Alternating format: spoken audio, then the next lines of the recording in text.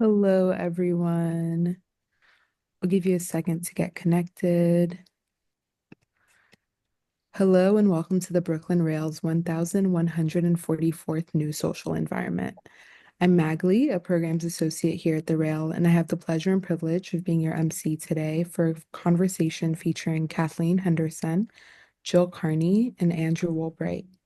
And now I'll introduce today's guest and host. Kathleen Anderson is a visual artist living and working in the Delaware River Valley. She's the founder and executive director of Studio Route 29, a progressive art studio in Frenchtown, New Jersey that provides artists with disabilities support to explore an artistic practice. Prior to Studio Route 29, she was the special projects manager and staff artist at Creative Growth in Oakland, California. She was the founding editor of the Creative Growth magazine, which examined and celebrated the unfolding and expanding world of art and disability. Her work has been the subject of numerous solo shows in LA, San Francisco, and the Drawing Center in New York. She has received a National Endowment for the Arts grant and is in the collections of the Hammer Museum and the Los Angeles County Museum of Art. Jill Kearney is the founder and executive director of ArtYard, a contemporary art center based in Frenchtown, New Jersey, that hosts art exhibitions, live performance, festivals, and residency programs dedicated to presenting thought-provoking art, fostering transformative collaborations, and developing original new work. Kearney's inspirations for ArtYard were drawn from Robert Putnam's seminal Bowling Alone, New Orleans parade culture, Studs Terkel, Oakland's creative growth, a brief illuminating stint at Bread and Puppet Theater, her parents' art center and Bronze Foundry in Chicago, and childhood years immersed in a lost bohemian province town comprised of artists, writers, and fishermen. And our host today, Andrew Woolbright, is an artist, curator, and critic based in Brooklyn, New York, and an MFA graduate from RISD in painting. Woolbright is the founder and director of the Gallery Below Grand, located on the Lower East Side of New York. In addition to curating, he's an editor-at-large at the Brooklyn Rail. In 2021, Woolbright curated the show Density Betrays Us with Angela Dufresne and Cash Rigona at the Hole, and curated shows at the Provincetown Fine Arts Work Center and Hess Flatow in the summer of 2022. He currently teaches at the School of Visual Arts and Pratt Institute and is a 2021 and 2022 resident at the Sharp Valentis Studio Program in Dumbo. And with that, I'm going to hand it over to Andrew to kick us off. Thank you. Thank you. Well, hi everyone. Thanks for joining us today on this afternoon. Very frigid and cold here in New York, but we're so excited. I'm so honored and excited to get to talk to Jill and Kathleen today about what they're creating together in New Jersey, ArtYard. I had the pleasure of getting to go visit ArtYard, what I think like a month ago. Time passes such a weird way. But it was like one of the most intentional days I've had in a long time. Like from the beginning of arriving to the end, everything was so interconnected and just everything was so thoughtful and cared for. And so I have a lot of questions for both of you today to get to how we arrived here. But first, I just want to thank you both for building what you're making and welcome you both to the Brooklyn Rail. Hi, Jill. Hi, Kathleen. Hi. Hi, Thank you for and having us. yeah, thank you for having us. I'm excited. Yeah. Well, let's start with it. So at this point, ArtYard is, like a campus. It's a wonderfully architectured building. It's got multiple floors. It's got this amazing partnership with Studio 29. But can we start a little earlier and get into like how you both began this process? Jill, like what's your background and what made you want to start getting into running a large nonprofit space? And Kathleen, like as a role as an artist, like and also a fresco maker, like how did your path lead you to this? But Jill? Thanks. So I am the daughter of an artist and an arts administrator. My parents ran an art center in Chicago for 60 years. We lived in Rome for 2 years when my dad was on a Fulbright. And we spent our summers in Provincetown. So I grew up around arts institutions that sort of from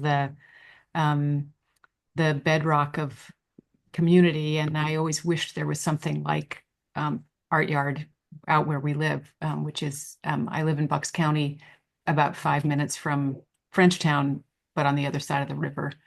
I've done a lot of other things. I was a magazine editor. I was a creative executive in Hollywood for Francis Coppola. I have an old friend who came to see what we've created here, and she said, "Jill, I feel like you took every single thing you've learned in your life over 60 years and thrown it at one square block of Frenchtown, New Jersey." And I think that's really true. Yeah, that sounds about right. Yeah. I love a good unifying theory of that's wonderful. And I mean, Jill, I mean, like maybe this is early and then Kathleen, I will ask you about how you got here, but Jill, I feel like massive projects like this, it's a romantic project, but also to undertake all the work and effort that goes into it, I feel like there's a little bit of disappointment or heartbreak. Beyond the geography of needing something in Bucks County, like what is it that you wanted to bring and do differently than other nonprofits and museums and institutions? What was the thing that you wanted to bring to it? Well, there's some of it was informed by my the state of my life at the time. I had done, as I said, a lot of other things, but we're 8 years old as of September. 10 years ago, my husband, who had started a little tiny smokehouse in Flemington, New Jersey, and grown it into a very large organic and natural business called Applegate Farms, suffered a life-altering stroke. And as I often say, our ship came in at the same moment that our ship sunk, and I felt that I'd been sort of shot out of a cannon to reinvent our lives in a constructive, communal way. And I I think I had always been driving past abandoned industrial buildings in a kind of Walter Mitty way, imagining what I could do there, but not really having the time or the resources to do it. And I suddenly thought I could. And I realized, and whereas I had dreamed of doing it all over the place, I thought about buying an old monastery in Italy and other things, mostly in the dreamy category. I had to draw a circle around where we lived and be within driving distance of our home to care for my husband during his recovery. And that led me to Frenchtown, which was a town I didn't really know very well, but it is a beautiful town. It's perched on the river, and I love to be near water. I grew up near the lake in Chicago and on the bay in Provincetown. And it sort of unfolded. I think that I have had enough disparate experiences in the arts, both as a writer, a journalist. At one time, I was an aspiring novelist. I was an apprentice at Bread and Puppet, and I was in the circus very, very briefly. That I didn't really respect the borders between art forms, and I also didn't go to school for arts administration or curatorial studies. I just did I followed what moved me. And one of the most important impulses was a book that I read by Robert Putnam called Bowling Alone, which was published in 2000, but was incredibly prescient and described how American culture has become siloed over the last 50 years, that all the communal organizations, even in Frenchtown, there were 13 communal organizations in Frenchtown 50 years ago, which is a tiny town, have all evaporated and people have receded into their silos. And he argues that there are no longer any means of bridging social capital where people might encounter people from other communities and build bonds and relationships and transformational opportunities. And he said the arts are one of the very few ways that you can do that. And that really resonated with me from my childhood experience in Provincetown, where the fishermen and the poets and the shrinks were all convening in the same place to talk about either a concert or an art exhibition. And I felt like I knew how to do it. So I just started, and little by little, I kept seeing another opportunity of a building that could be turned into a something. And we'll talk about this more after Kathleen has explained Studio Route 29, but I think that's a really important piece of the ecosystem, is a place that sort of interweaves different communities and life experiences through creative different kinds of creative means. The last thing I will say that is sort of fundamental to me is the love of communal celebration and parades. Growing up in Provincetown, there was a great tradition of communal celebration and everybody making their own costumes. And I also had spent time in New Orleans and was enormously moved by the idea that everyone in a place is an artist and makes their own expression of a costume of themselves. And so that's been a really important piece of ArtYard is creating an annual festival that everyone participates in, and that we bring people from other communities nearby in Philly and Camden and Trenton and other towns and make costumes and celebrate together once a year. Octavio Paz has a beautiful section in Labyrinth of Solitude about how in North America, when people have means, they go off by themselves on vacation. And in Mexico, they create festivals together in the streets. And I wanted to see if we could make that happen. You did. I think it's beautiful. I mean, it also makes me think of, there's this beautiful essay in Catherine Malibu's book on plasticity about crowds. And she makes a really compelling argument that what a crowd does to us in our body is like our only chance at democracy. Like when we first enter into a crowd, we're very aware of like our shoulders and our elbows and where we end and someone else's begin. By the end, you're shuffling around and it becomes this like you move as one, you move in the same direction, you lose your sense of self. And I think a parade is a beautiful sense of that, which is losing the sense of self in a potentially democratic way, which you're doing. But Kathleen, let's shift to you because I want to hear from you. And first of all, I love your paintings, love your art practice. And then how do you, how did you get to this place of going from your own practice to Studio 29? Yeah, so I've always been a working artist, and like many working artists, have done a million jobs to stay afloat. And I also have a circus story. I did something for the circus once. But I was a set painter for a while, and working on movies and films and sort of dumb TV shows in the Bay Area. I was in the Bay Area for 30 years, and I stumbled upon Creative Growth one day, which is the country's oldest and largest studio for people with intellectual and developmental disabilities. And they're in an old auto body shop in Oakland, downtown Oakland, with these big windows that you can see, and you look in, and there's at any given time 60 to 100 people making work at all these different tables, all kinds of things, sculpting, painting, drawing, you name it. And it's like art utopia. You just can't believe it's happening. And I walked in and I was like, oh my God, what's going on here? I want to work here. And so I did a visiting artist gig, and my first visiting artist thing was a parade workshop where I thought, let's have a parade. And we all, yeah. And so we all made costumes and paraded around the community. And after that first visiting artist residency, I was like, I can't leave. Can I do another one? So I ended up doing 3 visiting artist workshops there. And then I was like, well, I'm still not leaving. I'm just going to stay here till you hire me. And so after about a couple of months, they did hire me. I just kept coming back. And so if you've ever been in a progressive art studio, some people also refer to them as supported art studios. There's just anything is possible, and it's very exciting, and it's very as soon as you walk in, there's a contagious feeling of generosity and support. And so after that first time going in there, I've never looked back. And then a couple years ago, one of Jill's kids was my intern at Creative Growth. And it was when we were making costumes for the parade. And I was like, can you do paper mache? And they were like, yeah, I can. And I didn't have to say anything else after that. Flannery was good to go. And we met, but maybe don't remember meeting at that time. And then our paths crossed a couple years later, a couple years ago.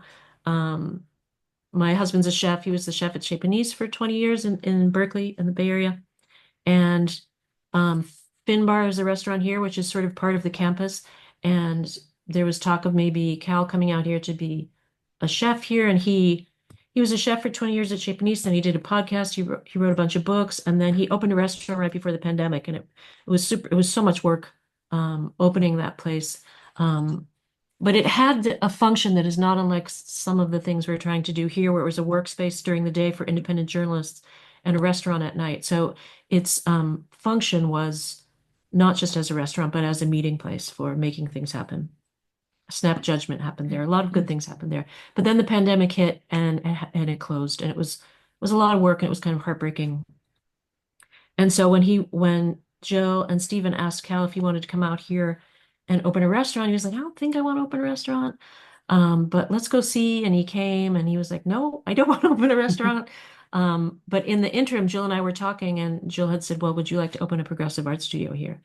And it was, I feel like every community should have a progressive art studio. And the opportunity to open here just geographically adjacent to a contemporary art space is something that I haven't really seen happen in any other place.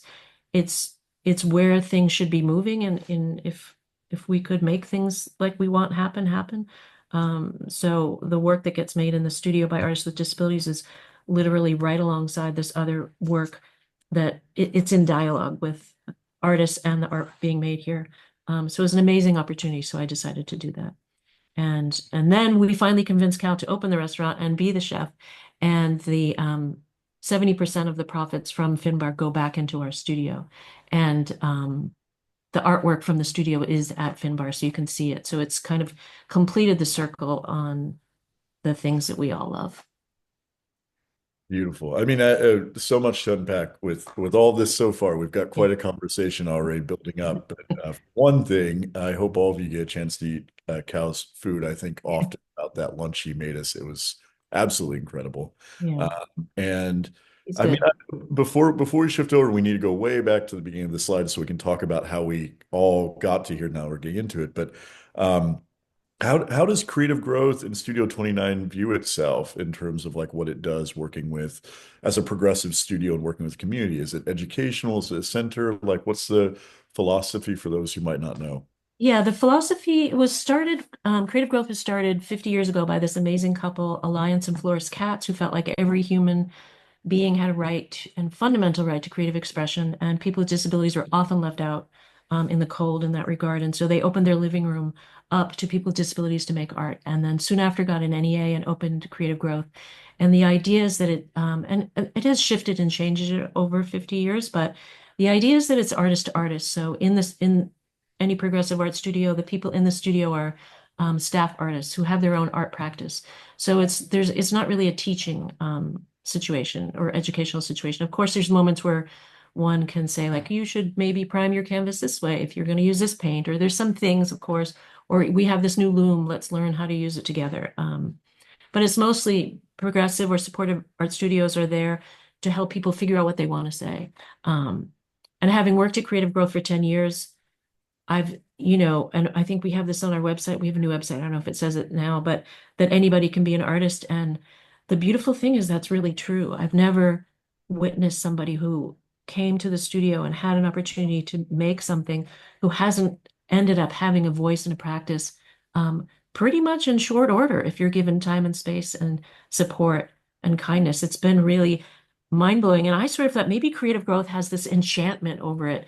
And it's just this enchanted auto body shop and it can't be replicated. And I hope it can. But when we opened Studio 29 and, plunked ourselves down here and opened our doors with really in a short amount of time, we have artists coming, making really beautiful, surprising things that I never would have imagined could happen. So, yeah, so the Katz has started this thing, and over 50 years, there's over 300 progressive art studios around the country, and they're all similar in what they do. And ever since the pandemic, there's been an increased sort of collective strength that's happening around progressive art studios where we're meeting together, having symposiums. About 2 months ago in Miami, we had our very first art fair that was just progressive art studios. It went really well. It was really well attended, and there was a whole lot of attention on it. So I feel like it's a real movement that's happening and that people are knowing more about and is really growing. I feel lucky to be doing what we're doing here uniquely in this town, but also being part of this sort of collective that's growing. Well, you're both right on that edge of real empowerment, like that there's that weird thing where it's like we all start drawing when we're children, everyone draws, and at some point some children say I can't draw, or like people grow up and they say I'm not a drawer. And it's great to both of you in your own ways are a part of this process of saying we're all artists, or we can all be if that's what people want to do. But I mean, we have this incredible collaboration. We have a restaurant, we have a theater, we have curatorial shows. We have this amazing thing, but didn't start this way. Obviously, it started with a really incredible dream and starting off in a barn. Jill, do you want to talk to us about this image and then also how the egg came about? Sure. This was our barn in our previous home in Bucks County, and it was a 1788 stone farmhouse that I fell in love with when we first moved out here. And it came with this liability, which was a 17,000 square foot Dutch barn, which looks like a Quonset hut. It's incredibly ugly from the outside.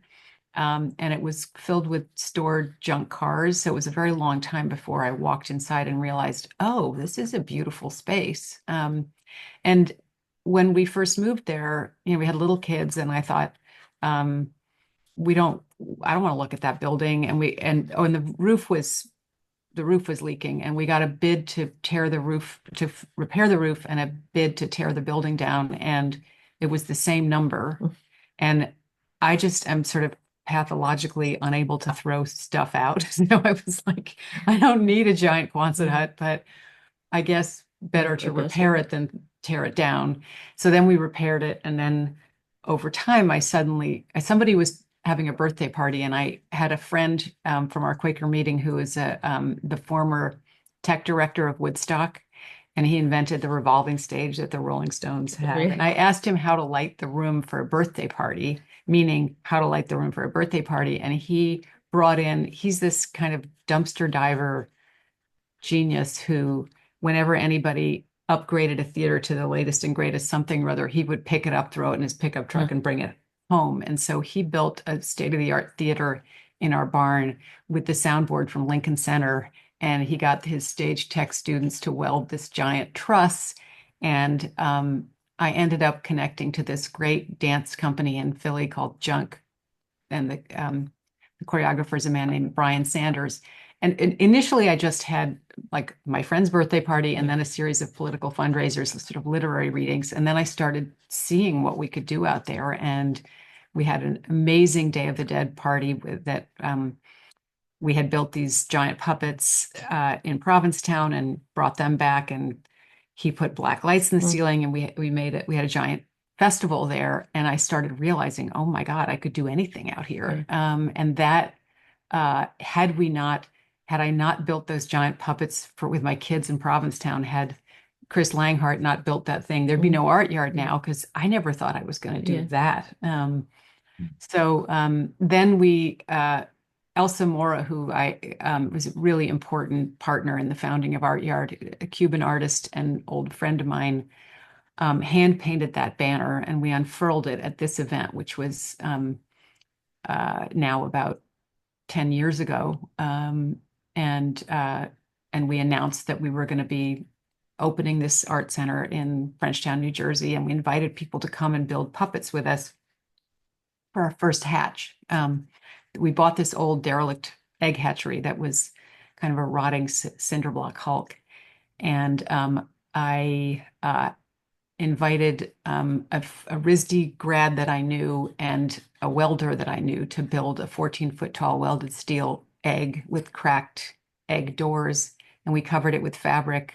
I found this woman upholsterer, figured out how to cover it, and then we, without telling anybody what ArtYard was, we just stuck that on the at the base of the entrance to the old hatchery, and we launched this sort of New Orleans style second line parade out of the egg with these giant puppets, and we danced around town and then led everybody to the new art exhibition space, which is now where Studio Route 29 is.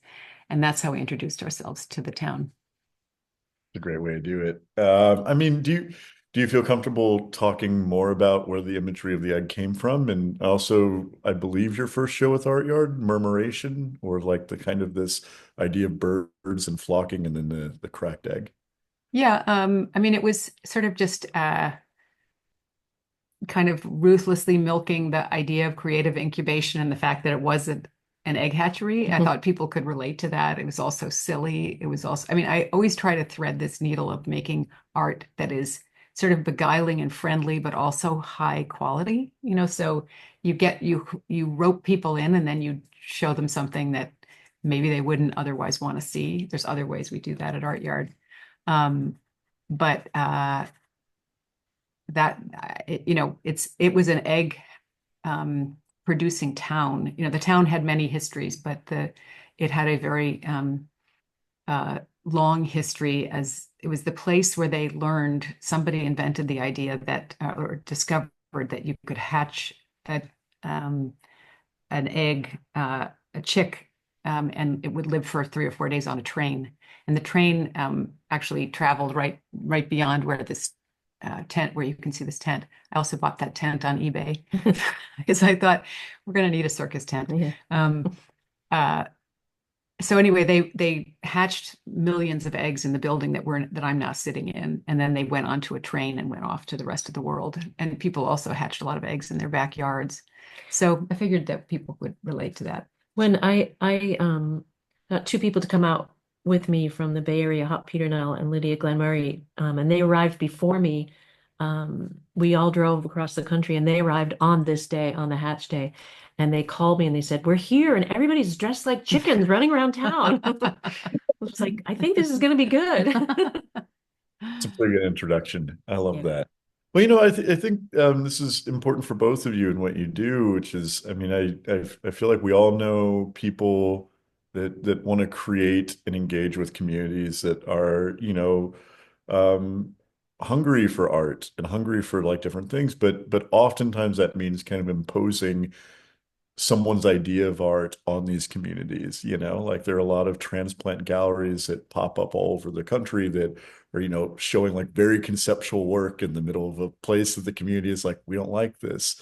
And I think it's amazing that both of you have found a way to create like a type of aesthetic and a type of way that is very inviting, like you said, and like people want to join the parade.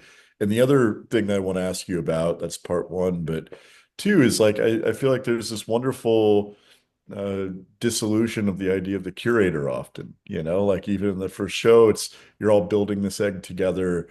Everyone's pitching in who's the artist, who's the curator, who's the organizer. Everyone is. It's like everyone's working together. Can you talk about both of those aspects? Because I feel like you both do it so well, which is uh, progressive studio, getting away with the idea of authority, but also really engaging with the community in a way that's like democratic and popular, and anyone feels like they can join. Yeah, when I came here, I worked at Creative Growth for 10 years, so I thought, well, I'll take everything I learned at Creative Growth and just do it here in New Jersey. And when I got here, I started to do that and was, using the same playbook. But what I found very quickly is that there's a lot of activism around youth and disability here and hopefully around the country. So I did not run the youth program at Creative Growth, but we do have a very big youth component here. And it's been really exciting to just that there's so much activism and that there's people here who are like our kids with disabilities need something to do, and they just showed up. I was like, well, I don't really know how to deal with kids with disabilities, but I guess I'll learn. And it's been really fundamental and foundational to our program. And I have learned so much from them and from the people that work with them. So I guess, the idea of a progressive art studio being run by artists, and one reason why that's so great is because artists have this understanding that there's an incubation process, but there's also, if you go out to do A, you end up doing K. And so you just have to be prepared that anything could happen. And so that is definitely what has made our place and probably your place so accessible. It's like, okay, let's do this. No, we're not doing that. We're doing that. And just being able to be super flexible. And so I feel like our program is very youth-based and is not at all what I set out to be, but it's been so exciting because not only when you deal with the youth with disabilities, you also get their whole families and all their caregivers, which is a little less likely And I still have to figure out where are the elders with disabilities. I haven't been able to find so many of them, some, but it is really great to feel like we're making this really transformational change in introducing art to people with disabilities at a young age, but also all their families. That's been really great. Yeah. And Jill, like how to pick up on that, like how do you approach the role of curation? Because I'm so interested in like how you blend these lines and make it so participatory so often in what you're thinking about. Thank you. I think I have the good fortune to have not studied it, so I don't really know. Like I have worked with people who say, Jill, you can't do that. And I'm like, why not? I don't, why not? I, you know, but also I do have a strong, I mentioned in for some reason, when I was asked to write my biography for this thing, I mentioned Studs Terkel. And it's interesting that you mentioned the, the democratic impulse. I have, a strong feeling that I have a strong aversion to a certain kind of atmosphere in the blue chip art world and the elevation of art stars and to me I love treasure hunting. I love finding people who are not recognized in the world and maybe showing them alongside people who are. But probably the most joy that I've had at ArtYard is doing things where who did what just kind of vanishes. Like we can't even sometimes with Elsa, and we'd be looking back over a show and try to remember whose idea was that. And we honestly couldn't figure it out because there was so much back and forth. I mean, there's a show in the gallery right now that's called Unfinished Verses, and it's curated by Alexandre Arachea. And Alexandre was very moved by these things we have in our galleries that are called, we have the large galleries, we have a medium-sized gallery, and then we have the courtyard gallery that's always Studio Route 29. And then we have 3 very small galleries or VSGs, which are hidden inside the walls of the building behind little hatches. And I put them there because I remember being a kid dragged through museums and thinking, what am I supposed to do? And sometimes we have very challenging art inside those boxes, but opening the little door turns everybody into a 5-year-old. And anyway, Alexandre loved the idea of the VSGs, and he proposed curating a show with 10 plinths that you walk into the gallery and you think, where's the show? Like there's 10 empty plinths, and the show was, you look inside the plinth and the art's inside there. So that was his idea, which was a transmission from my idea, which was a transmission from my childhood in the Thorn Rooms in the Art Institute in Chicago. And then Ula Warchal, who's this brilliant architect, former board member and staff person at ArtYard, said, we can't do that because they're not ADA accessible. If you come up to a plinth like that in a wheelchair, you can't reach the aperture. And I'm not proud of this, but I kind of resisted because I felt like, hey, we're doing so much right. Like, do we have to do everything right? And she didn't even pay any attention to me. She just redesigned the show so it all hangs from the ceiling and has a access underneath, so that you can pull a wheelchair up, or if you're a child, you can see it at a lower level or higher level. And it creates this structure with this beautiful lighting that looks like sort of Manhattan moonscape kind of. It's so much better than what any of us individually thought of. It's just, I don't even know how to, but that's how a lot of things that have happened here have been. Like I contributed a piece of it, and I could never have imagined where it landed. And neither could Alex, whose name, he's the named curator, but often we don't have a named curator when it's just like, it doesn't really, it's not really relevant. Well, I mean, I thank you for sharing that story. I think that's a really powerful one to share, which is I run a gallery with 24 other artists, and I feel like we're all have an idea of the good, and we want to do the best that we can for the artists that we show, but sometimes there are conflicts, as you know. And that first stage of rigidity of saying like we've already done enough or whatever, it's so important to talk about that, which is then like that is the democratic thing of like the initial saying like this is taking me past the boundary, and then you go into that. It's like that's how we grow and change and shift. It's really Beautiful. And just so I do my job, can we go back one slide real quick, just for anyone who hasn't been to ArtYard? This is Studio 29, and this is the theater in it. And Kathleen, can you talk to us about the theater? That was one of my favorite moments of the entire day. I was very affected by just how the purity of getting to perform and make art in this way. But can you talk about this? Yeah, so the Studio 29 is outside that theater. There's two main rooms where there's a gallery and where all the artwork gets made. And then there's also this theater, which is part of ArtYard, not really part of Studio 29. But as soon as we got there, I was like, there's a theater. We're going to be doing some things in this theater. And by the way, we rented them their space for $1 a year, but it did not include that theater. That was not part of the dollar. It was not part of the dollar, but you owe me a quarter. Yeah. But we were just pretty excited about it, and we started using it right away. And we have a videography program, and so we make short videos, and we have a monthly film series called Films for Friends. That was the idea of one of our young artists, Theo Baranski, who's an amazing painter, who has an incredible encyclopedic knowledge of film and film production. And so we started this film series where it's thematic. So like in August, we had a Dog Days of Summer. It was really hot. And so we showed films about dogs, and we made films about dogs. But that stage also functions as, and I don't know if you even know this, Jill, but a lot of artists, if they're having a hard time, because, often life is hard, and if you're a person with disability, life is even harder. And it's just too much sometimes. And so people go into the theater to unwind, and that's sort of like, you're upset, okay, go into the theater, and they go on stage, and because it is a stage, you just start performing. And so people do these sort of performances around being upset, and how to handle things, or they go into the stage and they sit in the quiet theater and just breathe in the chairs. So we've done. I didn't know that. Yeah, it's an amazing, cute. It's just such an adorable little space, and people go in there and do impromptu things all the time. With things that they make, or people that come, and it's been so much fun. We also built the gentleman who helped me build the theater in my barn.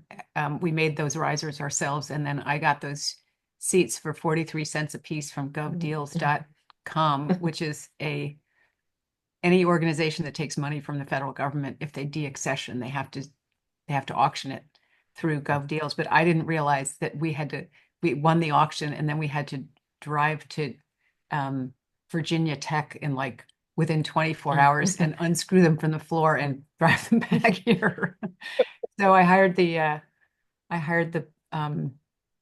what do you call it? The Theta Beta Phi, I hired students a men's fraternity to unscrew them. There's no such thing as a 43-cent sandwich. I guess there's gotta be something that comes with it, Yeah.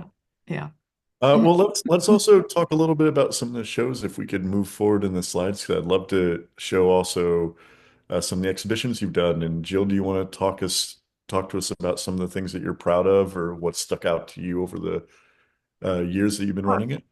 Sure. This is a slide. That's a portrait of Elsa Mora, who was our artistic director for many years. And this was a solo show that she had here of her paper sculptures, which are these exquisite small sculptures that correlate to, it's called 101 Notions. And I think each sculpture correlates to a condition in the diagnostic manual. So, one of these might be schizophrenia, and one might be, I don't know what else. Elsa has a son, an autistic son, who has been very much a part of our life growing up, and this was an exhibition that sadly opened during an ice storm and closed during COVID. But we managed to get people in there, and part of that exhibition was what we called a museum of breath, where we invited people. I found these white glassine balls, like if you've ever had those toy beach balls, and we invited everyone who came into the gallery to blow into this ball, and Elsa made a giant paper bowl. And so it was the breath of 1,000 people. And we were walking past it during the beginning of COVID thinking, huh, that's probably not a good idea. And then like 2 days later, we were like, ah, and then we closed. Yeah. So that was Elsa's show. Same with breath. Other shows were, we had a beautiful show of vernacular photography. This is a painting that Elsa did of early on. It's 2015, so it's before we opened our doors, and it was a painting uh, of creative transmission. And she says that's me giving her ideas, and I thought it was her giving me ideas. But it was actually a response to a painting that I did using onions as a printing technique, and she took it and did something else with it. We had a show of vernacular photography where we invited collectors of vernacular photography to most of them from New York. Is that the breath thing? No, that's the Rashomon machine. That's a different thing. I can just talk about the images we're looking at. This was the Rashomon machine, which was also, this is giving maybe a little impression that everything we do is communally made and crowdsourced, and I would say the lion's share of what we do isn't. It's much more conventional art exhibition, but these are also such fun things that you end up showing them. This was Elsa led a paper sculpture workshop where we had about 20 people come and make these little scenes out of paper, and then we constructed this brain that you had to climb inside to see this kind of world. And it was in conjunction with a film that we showed about neurodiversity, and it was incredibly fun to stand there and watch people, because they would climb in, their head would go inside the brain, and then invariably you would hear the same response from almost everyone, which was, wow. And they would come back down. So next, let's see what else we've got. This was a show by a Peruvian artist named Cecilia Paredes. Also, this particular piece, everything else in the show was just hers. This was, she's from Lima, Peru, and lived in Philadelphia. She was married to an opera composer. And she went to a church in Lima, Peru, where the parishioners had put their wishes in a box in the church. And she saw the priest going to dump them out. And she said, you can't dump out their wishes. And she persuaded him to sell the wishes to her. And then we collected wishes from our community and in a giant bowl over several months, and then printed them and wove them into this giant sort of cloud of wishes. And it was really interesting to see the differences in the kinds of things people, wished for. And the poetry confessional was, we had a series of poetry events where we would have a poet on one side. This was the funky version. We made a much more bespoke, beautiful version of it later, but I kind of like the funky one, where there'd be a poet in one side and a person would go in on the other side, and they didn't see each other, and they would confess to something, and the poet would write a poem about it, and then slide the poem through a little slot, and the person would go home. Well, I mean, this is maybe a good place. Something I've wanted to ask is, how do you come about exhibitions and working with artists and finding artists like both of you, particularly in balancing out like the local and the regional? Like a lot of the artists that you work with are nearby, but also sometimes Philadelphia and Rutgers in New Jersey as well. But like, is that an important part of the mission statement? Is keeping things to the local level, or how much consideration goes in? How are you thinking about who to invite for exhibitions? Well, when we landed here, we didn't yet have any artists, but we did have an exhibition space. So it was a moment to obviously invite other artists, which was exciting because I worked at Creative Growth and have been, paying attention to all the work being done in all the exciting progressive art studios around the country. So it was, and so we invited artists. We did a solo show with an artist from Center for Creative Works, which is a similar program in Philadelphia, an amazing painter named Vanetta Miller. So we had a solo show of hers, but mostly we've had shows with artists from progressive studios in our studio around the country, and then other contemporary artists. So the mission of our gallery, called Beauty Gallery, is to have artists with disabilities and those without disabilities. And you don't necessarily know who's who or maybe even care. And that's been a really important part of our mission in the studio and in our gallery. And then here we have a little dedicated space for an artist. Right now we have a show with a woman I worked really closely with in Oakland. Her name is Nicole Storm. She had a show at White Columns. Maybe it was 3 years ago that Roberta Smith said it was one of the best shows of the year. She's an amazing artist. And so she came out and did a residency because there's a residency here as well. And she got to stay in one of ArtYard's residency and then come to the studio and make work. So we do both. We definitely have a mission to show the work that's being made here. We have artists who have just started making art. They're very young.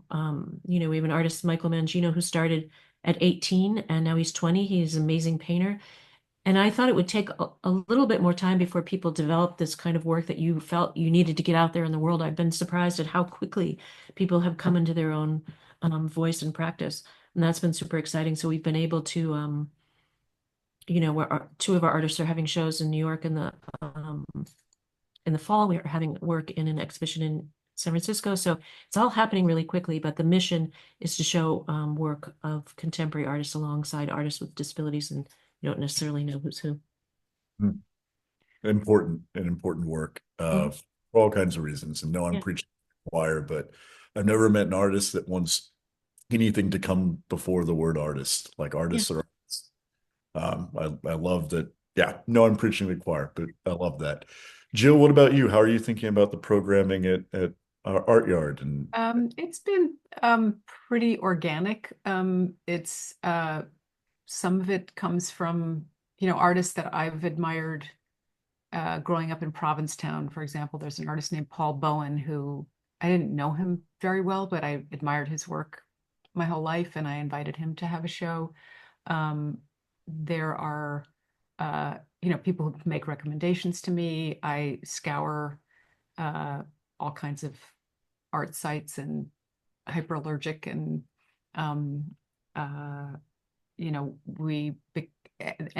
generally if I work with an artist who I really like, I'll ask them who else I should be learning about. And we have brought artists from Thailand, from I just happened to see a Thai artist, Kawita Vatiana Jankur, at a show in Buffalo, New York, that just blew my socks off, and I invited her to be part of our Invisible show.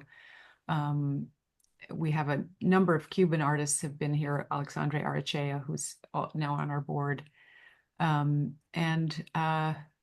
isn't really a, I'm stumbling because I don't have a system. Just right. It's very intuitive and based on people I know and things I read and see in the world, and ideas that lead to shows that are not really about. So we had a show of unauthored objects and a show about shoes that is it's a collection of shoes that I have that is that was inspired by experiences that I had storing shoes for a thing called the Silent March of Shoes, which were people who had been murdered with guns. Their families donated shoes to this process where they would lay out the empty shoes. And I stored those in my barn for many years. And I didn't want to tell that story because it's just too heartbreaking. But I started looking at shoes as these sort of sculptural vessels that tell stories, and I started collecting them. So they're, shoes that babies wore to correct.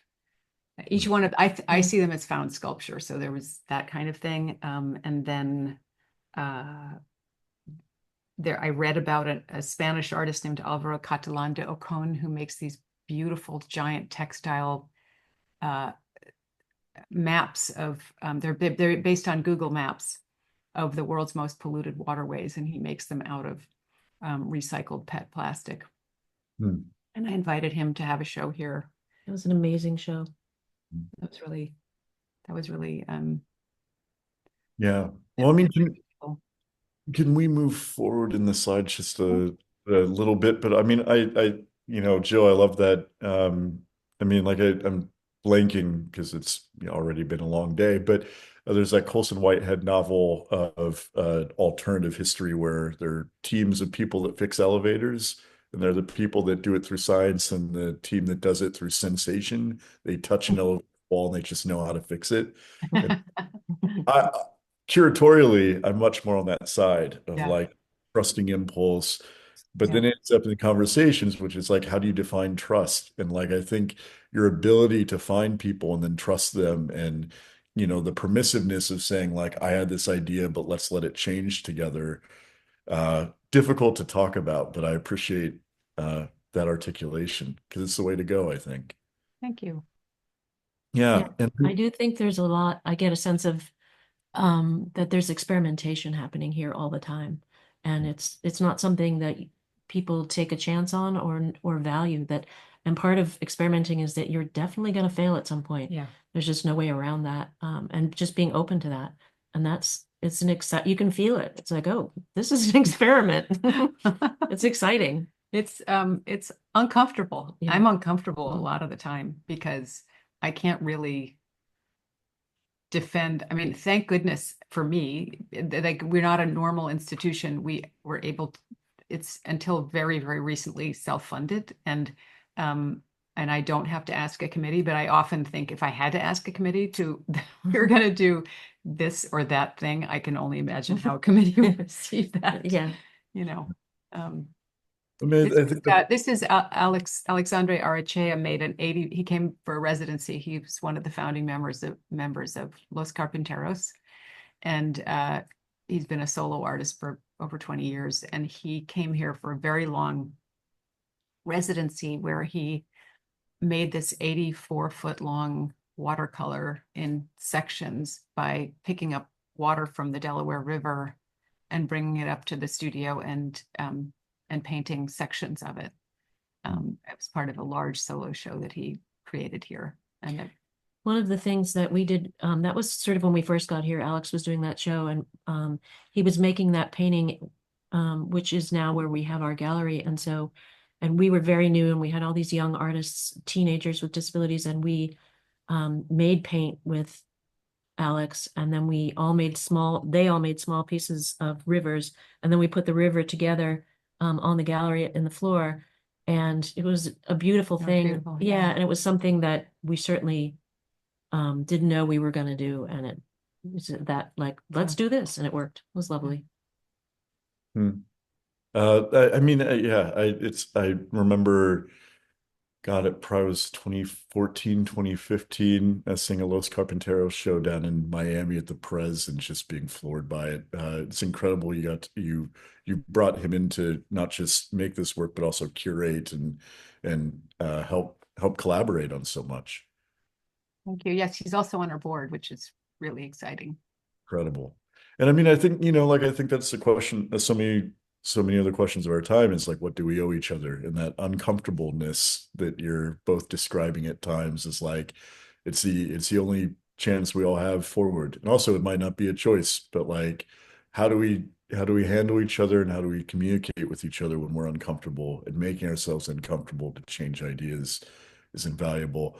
While we move forward in the slides, I want to ask you both, how do you rely on each other, and what have you learned from each other? That's a good question, Andrew.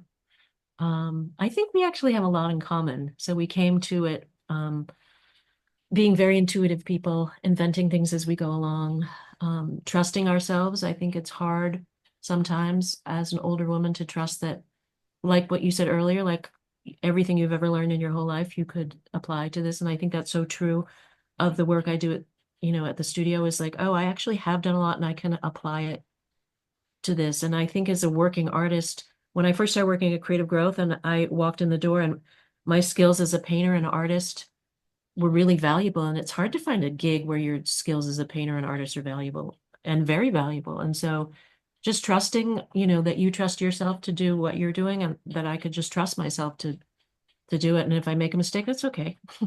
Fix it. Yeah. I feel like, when we moved out of so we built that funky little theater, and then we began to see the limitations of the funky little theater, and because you couldn't show films and see the subtitles, the rake is very shallow.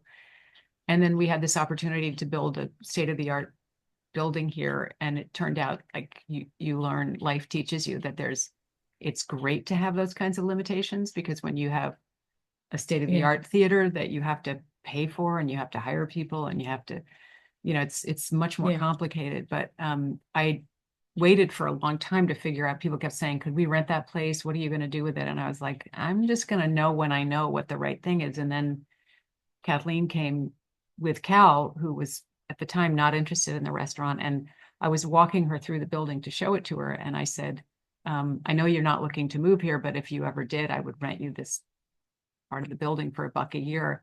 And I don't even know where that just came out of my mouth. I hadn't thought about it. It wasn't premeditated. And then she left, and I didn't hear from her for about 3 months. And all of a sudden I got this box in the mail. And one thing that I love, partly because my father was a sculptor, I love anvils, and I collect anvils, and also my father destroyed his hearing by pounding on an anvil. And this little box arrived with this beautiful little anvil sculpture from Kathleen, and a little note that said, I'm interested. and I felt like, she gets me. She noticed that I love anvils, and she's been thinking about this. So then we had a long series of long distance conversations, but I feel like it was the missing piece of ArtYard. It's the part that makes the Robert Putnam concept real. It's completely, there's no map for what we're doing. Right. I mean, we could have made it part of ArtYard, but I figured I would make the rest of the staff's head explode, because it's so hard what we're already doing. And I figured Kathleen knows how to do this. But it's the part that really, I feel like if I get hit by a bus, that piece of the puzzle makes this whole puzzle really authentic and beautiful. And I'm, super grateful. And she's also a really, really good artist. Thank you. So she knows she knows how to get out of the way with the work. Like, you can look at Progressive Studio, and I do sometimes, it's almost like pornography for me. Like, I love looking at the artist's work on different websites of Progressive Studios, and you can tell immediately whether they're run by artists or not, because they'll just be, like plein air paintings of barns or flowers or something. And then you come to somebody like Kathleen running it, and there's just a lot of authentic different voices coming into being. And the other piece about it, this doesn't answer your question, but I want to make sure it's said, is that the model supports itself eventually. I mean, there's always fundraising involved, but that it creates the dignity of work, the joy of community, and a source of income for both the artists and the nonprofit, because the sale of the work is split between the nonprofit and the artists. And that's been exciting. Each consecutive month, at the beginning of the month, I write artist payouts. So the artist gets half and the studio gets half. And every month we have more artists in the artist payout and bigger checks for the artist payout. And for many artists and many people with disabilities, are living on a really limited income. And those paychecks really matter. If you're living on $300 a month and you get 50 or 100 or 200 or 2,000, that is a bonanza. And that was originally part of the CAT's mission, is that people have a right to creative expression, but they also have a right to meaningful work. And a lot of the work that people with disabilities are given is not super meaningful. So that's been super exciting. I hope everyone here who hasn't had has a chance to go up and pay a visit, because it's an incredibly unique space. Just the energy of it, the feeling of it. I wanted to make something right there. It's just like such a generosity of everyone making, and the trust and the safety of all of it was beautiful. This is young artist Theo Baranski, who just graduated from high school last year. He makes these beautiful paintings of film production logos. He loves film and knows everything about film. And he started a series of interviewing people in the film industry about what they do. And he's had a few different interviews. He interviewed Bill Horberg for about the film Ezra that came out last year about a comedian and his son who has autism, and as they travel across the country. And he's got such a great range of questions. He knows more about their careers than they do. Um, and he always wants to know the B side. He's really not interested in their successes, more in their flops. He's really into flops. So he has been, you know, I often wonder, like, as our studio grows, what makes someone who a teaching artist or a staff artist in the studio, what is a good staff artist in a progressive art studio? And you said getting out of the way is really important, letting people do what they want to do, but also somehow helping them find a way to say what they really do want to say. And so Theo loves film production logos, and so just saying like, well, let's make some. And so he makes these beautiful logos, and being able to both introduce a range of things so people can decide what they want to do, but then definitely getting out of the way has been, I think, what makes a great studio staff artist. And he's having a show at White Columns? Yeah, he's having a show at White Columns in September. I can't wait. Yeah. Yeah, I mean, as you said, encyclopedic knowledge, but I went home being like, I have to work on my memory. Like the ability to recall everything, and the depth and depth and depth he can take everything he knows about film was completely incredible. Yeah. Yeah, and we just had a karaoke night, and he sang a song in Japanese. He doesn't have to turn around at karaoke to look at the letters. He knows all the words, and Yeah. I didn't know he sang in Japanese, but he does.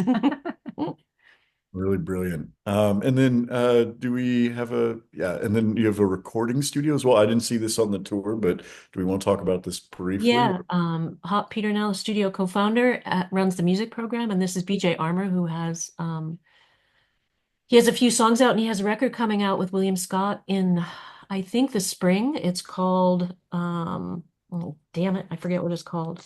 Maybe I don't know what it's called, but it's coming out and it's going to be great. I think it's going to premiere at the Outsider Art Fair.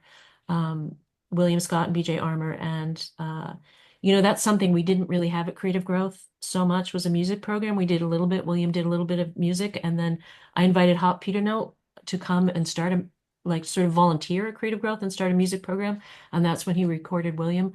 And when we came out here, Hop really wanted to have a music program, and I thought, well, I don't know, let's do all the other stuff first and then do the music program. And they were like, no, let's start with music. And so they've had an incredible series of incredible music, and all kinds of people can make music. That's the other thing. Everybody there gravitates towards making music together. So that's been a really successful part of what we do, is introducing people to music. So we're excited about this record coming out. And music videos, they often make. Yeah, we make music videos. Yeah, you'll see a music video. It's Liz Gilbert, that's her name, right? Liz, the author, has a on Substack, has a podcast about self-love, and BJ did a song called I Love BJ Three Ways. And so that premiered on her Substack. And so BJ does a lot of videos and writes music, and he's the one who's going to have a record. I think we're going to show that. Yeah, that's what we're going to show later. Questions, yeah. Okay. Yeah, well, I do want to leave time for questions. Okay. As if everyone in the audience can pick up on anything, we've barely scratched the surface on how much is happening with your collaboration and what you're up to. And I hope everyone considers supporting and going and seeing what's happening at ArtYard and Studio 29. But my last question is how do you ArtYard the world? Like, what's the advice that you give for using art to generate community around you, before I hand it off to the audience to get to ask their questions? You want to take that one, Jill? I'll take that. I mean, I was talking to somebody a few years ago who was going through a very difficult time, and I said, why don't you just send out an invitation to your neighbors to build something out of cardboard. And she said, well, I don't have your resources. I don't have and I was like, you don't need resources. You need cardboard. Right.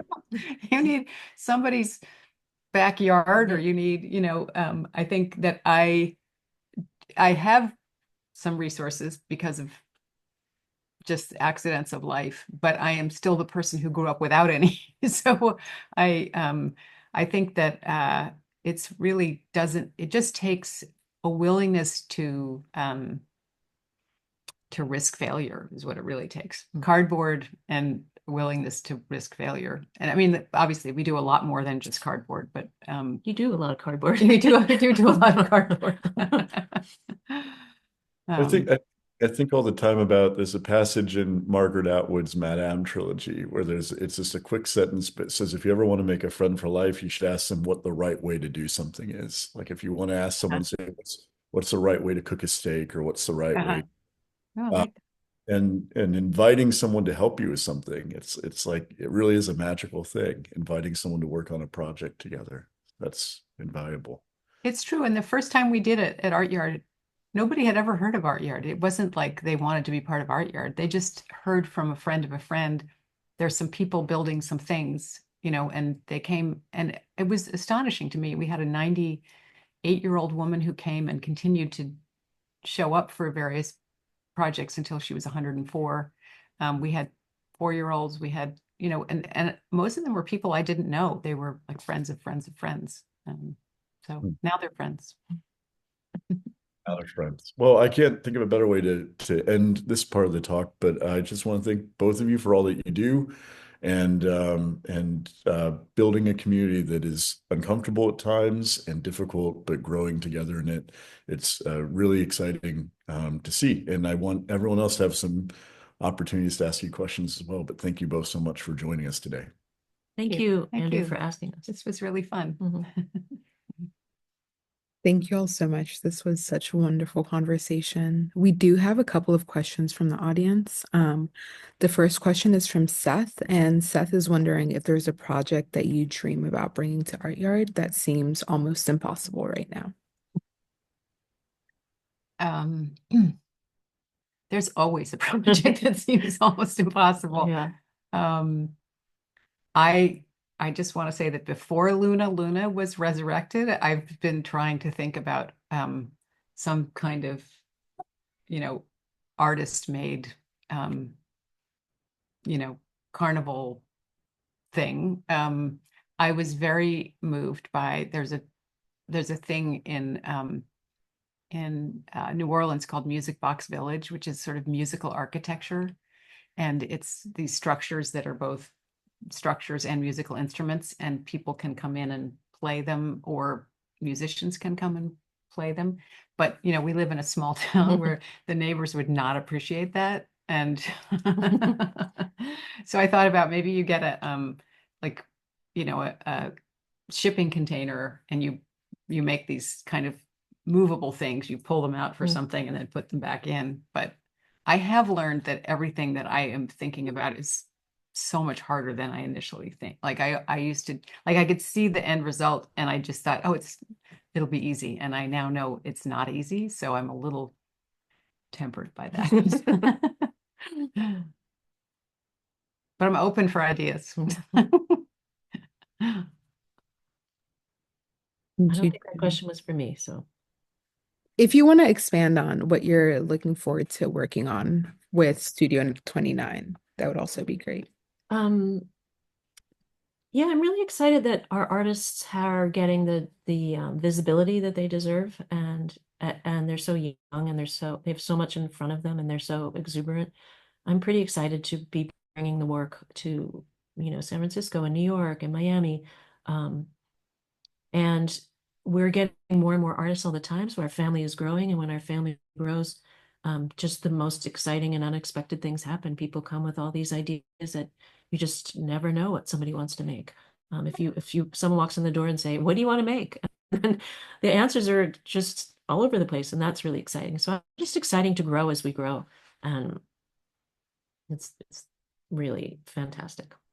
And I think for me, just to deepen our collaboration, because we have the Hatch Festival's coming up. We just finished last year Aqualumina Festival, and we did a lot of workshops together where we made lanterns and costumes, and And we shared an artist in residence, which was the first time that we did that. And I don't think happens anywhere else, where an artist does a residency here.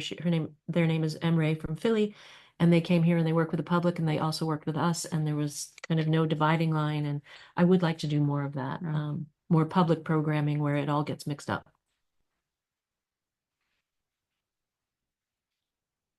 Thank you. Also, one thing I'm just thinking about is when the Center for Creative Works brought their foot-powered tools to, this was before you were here, and they gave the artists from the Center for Creative Works, which is a progressive studio, gave a workshop to the kids from the local elementary school and how to use, these are like foot-powered power tools to make fidget spinners and little pieces of sculpture.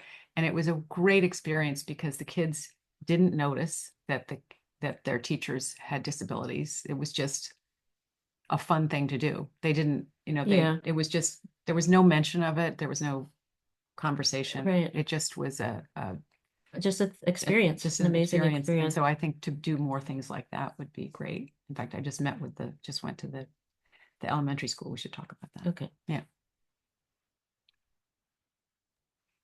Thank you both for those answers. And then we have one last question from an anonymous audience member, and they're wondering what are the biggest lesser known challenges to operating a space like ArtYard? Well, the thing I didn't anticipate is that I've never managed a staff before, and managing people is tricky. And I put most of that trickiness on me. Like I didn't know how to evaluate people, or that's the hardest part. And I have a great staff. I love my staff, but I'm learning my own limitations in that. I'm learning what kind of mentorship and training I need to manage. And because it's kind of an endless, you give a mouse a cookie kind of situation, where if you hire somebody to do X, then you have to hire somebody to help them do X, and then they hire somebody to help that person. It's like, I don't want to hire anybody else. But then you also have to be supportive and sensitive to their needs, and you're also throwing a lot at them, and they're probably have a legitimate. So that's been much thornier and more difficult, and also people go through some pretty rough stuff in their personal lives, and how you have to navigate that. That's hard. I'd say benefits administration is my biggest problem. I just really suck at that. If you're an artist and you know how to mix colors and you know how to curate and I can do all these things, I just really can't do benefits administration, and I shouldn't get anywhere near it. But you should hire somebody and hire somebody to hire them. Yeah. Well, lots of things you can figure out. Like I was so frightened about bookkeeping. Like I'm really bad with money and numbers, and I was like, but I can figure it out. And it actually, a lot of it was a lot simpler than I thought, because I used to be a bartender and my dad was a gambler and a card player. So it's a lot like playing cards. So, but benefits administration really sucks. I can't hear anybody. Can you hear anybody? No. Is anybody talking? No. Oh, there you are. No, I was giving y'all a second to. That is it for the question portion. I'll hand it back to you, Kathleen, to introduce the video and the song, and then I'll. Oh, I forgot about that. Yeah. So this is an amazing artist who comes to the studio 3 days a week. His name is BJ Armour, and makes beautiful drawings and paintings, and also loves to make music. And this is a song that he wrote, and that we did a video to, that he made the decisions about it, A to Z. And his the co-producers, Peter Now, who runs the music program, and together they did this amazing thing called I think it's called I Love BJ 3 Ways. It's about self-love.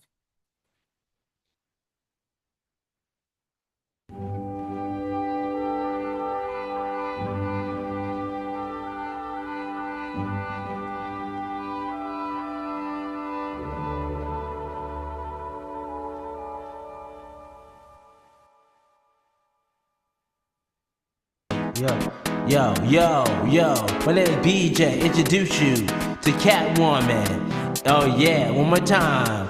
Catwalk, come on, sing that song. Oh, BJ, I'm singing a song, blasting mine, million times. When I'm like Mortron, like Power Ranger, you're Green Ranger. I know what to do and what to do. Feel the power in it too. I'm not like Carter B by side. My name is Selma, yeah, at the time. Everybody call me back again. Everybody call me, where's Catwoman? Oh, I'm Catwoman. I'm not Xena. Oh, yeah. I'm Xena. My name is Xena. My name is I'm Catwoman. Oh no, BJ, Hercules, do the thing. My name is Hercules. I'm BJ. Oh no, I'm BJ, like Aries. Oh man,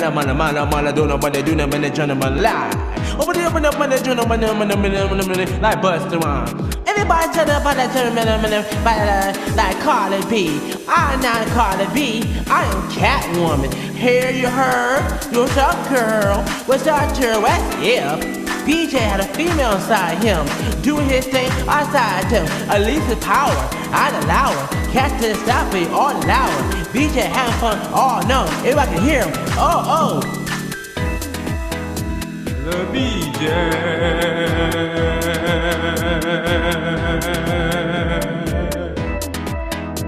The BJ.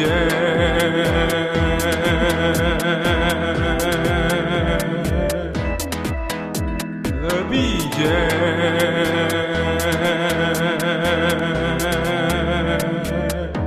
I'm Catwoman. Zelda? Yeah, BJ. Oh, yeah. Back in again. Sorry again. I'm Zelda. I'm all again. Oh, yeah. Oh, yeah, BJ. I love you, BJ. I so love you, BJ. Yeah, I love you, BJ. You're the bomb. Yeah, I love you, BJ. You're awesome. Oh, no, you're cool. You're better than cool. You're spectacular. Yeah, you're spectacular, BJ. You're spectacular. Oh, yeah.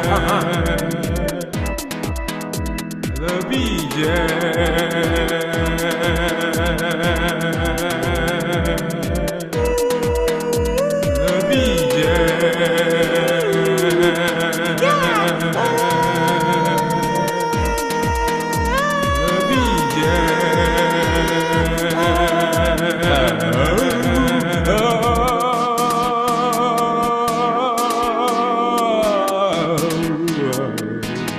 Yeah. Oh, yeah. Yeah. Oh, yeah. Man, that's it, y'all. I'm out of here. Well. Yeah, whatever. I'm out of here. Yeah, I'm out of here. Yeah, I'm out of here, y'all. Peace. The BJ.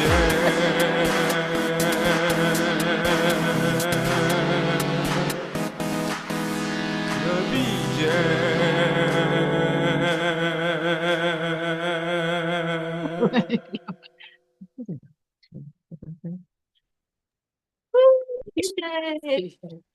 That song's going to be stuck in my head for a while.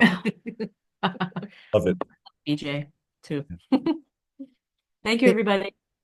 Thank you all again so much. Thank you, Jill, Kathleen, and Andrew. Thank you to Megan and Hop from ArtYard and Studio Route 29 for their support in preparing today's conversation. We'd also like to thank the Terra Foundation for American Art for sponsoring our NSE program and making these daily conversations possible, and for their support of our growing archive, which you can view on the Rail's YouTube channel. The Rail has been free and independent for 24 years. A donation directly supports our writers, staff, and operations. Support our work through the link in the chat. And join us tomorrow at 1 p.m. for a conversation with Khalida Rawls and Allison Glenn on the event of Away with the Tides at the Perez Art Museum in Miami. And as is Rail tradition, you can now turn on your microphones and say hello and goodbye as you leave. Thank you all, everyone. Thank you all so much. Thank you. Bye. Thanks so much. Love to art. Come visit us. Bye. Thank you. That was great. Thank you so much, Adios. Kathleen, Adios. Drew. There's Anna. Hi, Anna. Hi. Congratulations. That was great. Thank you. So Bye, nice to see everybody. you. Bye. Can't wait to Bye. see you next. Bye, everyone. Bye, Andrew.